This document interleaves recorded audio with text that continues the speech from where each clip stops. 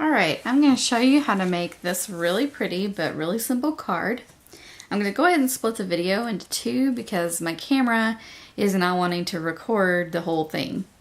So in this video I'm not going to concentrate as much on the coloring but just the stamping and general assembly of the card.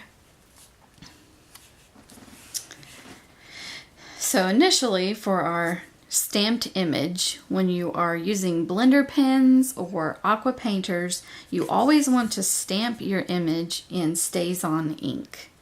If you use regular ink to stamp your image and then try to color it, the ink is going to run and smudge and it just doesn't work. Different types of ink work in different ways. So blender pens, aqua painters, anytime you're coloring, you want to start with the base image stamped in StazOn. So I've got my piece of watercolor paper cut out already. I open my jet black StazOn. I'm using the Blessed Easter stamp from the Occasions catalog. You can use this year-round. You just don't have to use the sentiment wishes for a blessed Easter. The way around this is to cover up the text with Scotch tape. Ink up your stamp as normal, but before you stamp it onto your paper, peel the tape off, and then you won't have any ink on the words, just the flower. You stamp the flower on there, you can leave it as it is, or you can add a different sentiment if you want.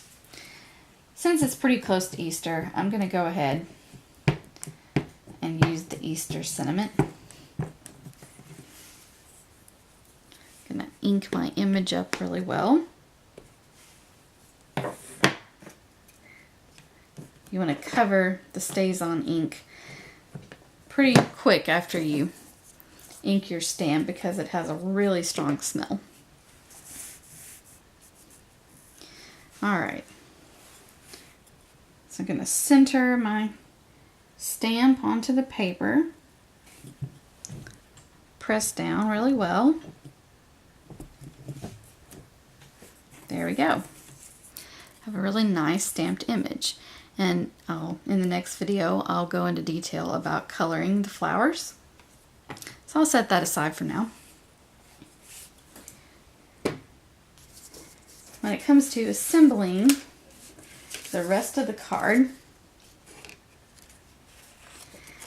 I cut a piece of Whisper White cardstock, the 8.5 by 11 size, directly into half. One of those 8.5 by 11 will make 2 card bases. It doesn't matter which way you cut it. This one I cut at the 5.5 inch mark, and that's going to make 2 cards that fold either this way, or you can do one up and down. If you cut it at the 4.25 mark straight down the center, you kind of get a card that's skinny like this and then opens top to bottom. I wanted to do side to side, so I cut it in half at the 5.5 mark, and then I scored it at 4.25. So I'm going to bend it right there where I have it scored and use the bone folder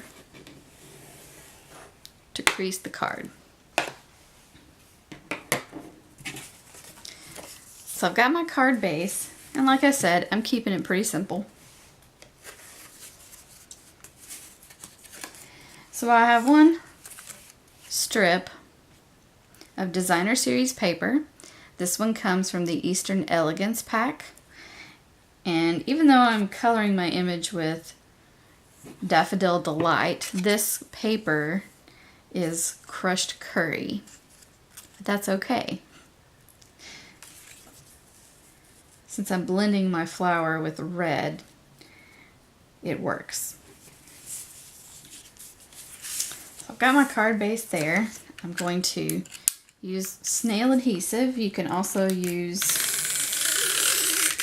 a glue stick or regular Tombow glue if you want. I'm just going to put a little bit of snail on the wrong side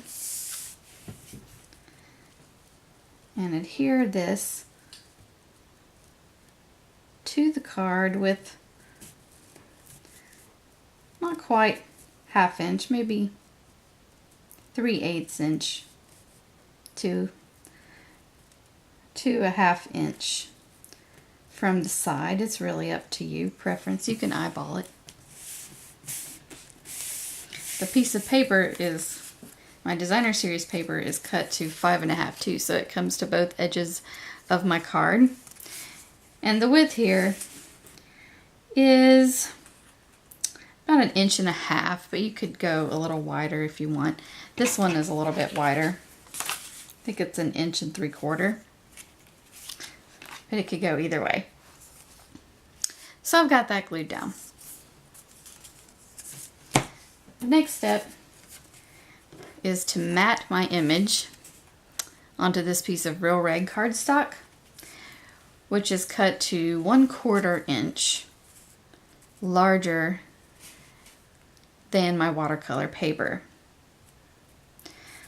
So this piece of watercolor paper is 2 3/4 by 4 inches. My Real Red is cut to 3 inches by 4 1/4. So that just gives it a little edging of red and really makes it pop. I've got an image here already colored. So I'm going to go ahead and glue this down to my Real Red. My watercolor paper is very sturdy and stiff, so I'm going to go ahead and use the green Tombow glue because it really gives it extra hold. You don't want to use a lot, just a tiny little bit on the edges. Maybe a little squiggly in the center. Not a whole lot. I'm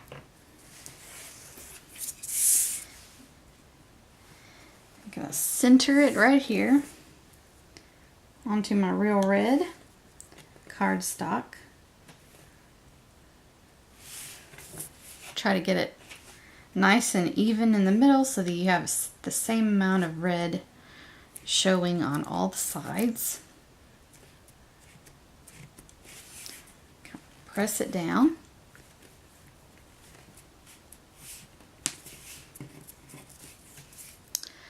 So once that's glued down, it's time to adhere it to our card.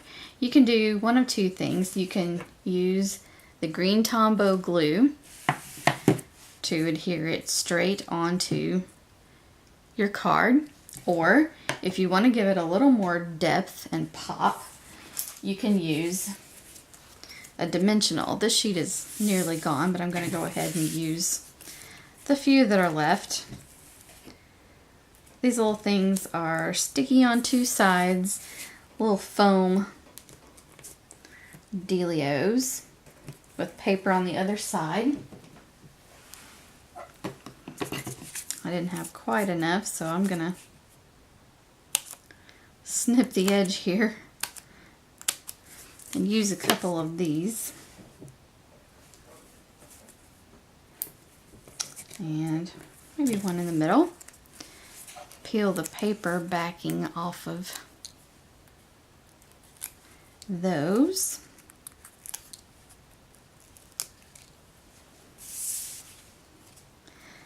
And then I'm going to place this little panel overlapping my crushed curry.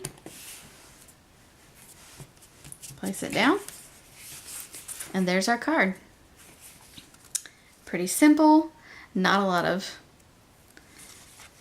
pieces to use, not a lot of papers, pretty easy. You can do this.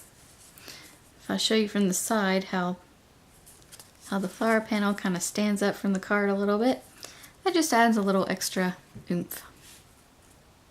All right. Now in the next video, we'll concentrate on coloring in the flower.